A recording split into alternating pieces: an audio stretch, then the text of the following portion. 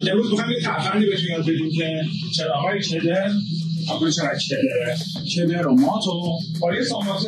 اول 800 بعد 200 و بعد هم یه اسپرو تمام. چراغ میشه مثل روز اول. دستمال که باید خیس بسیسته آب باید خیس که کردیم اینجوری بریم آب ازش بشه که میکشیم روی چراغ گوشه‌هاش نشستن و یه ذرم ریکال چند تا درسته که میگیم اسپرم بخونیم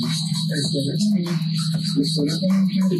قشنگ سطحمون خیس با سامات 2000 که کشیدیم تمام شد با دو سطحمون قشنگ خیس با سامات 3000 میافتیم به جونش که قشنگ خط و خشای 2000 و 4000 اگه این پست من میلیونی بشه تا 100 تا چراغ اول رو به جان مادرم همه کسم تا 100 تا چراغ اول رو کارم نیستم کارم فروشگاه یدک مارکت فروشگاه دارم ولی با هزینه خودم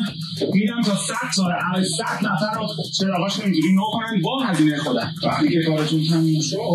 اینجا این نفی اینجا میذاریم و اینو قشنگ زیر و همه رو قشنگ تمیز من با یه دونه استورکیلر باید حداقل 5 دقیقه هم بزنیم به صورت دورانی اینطوری.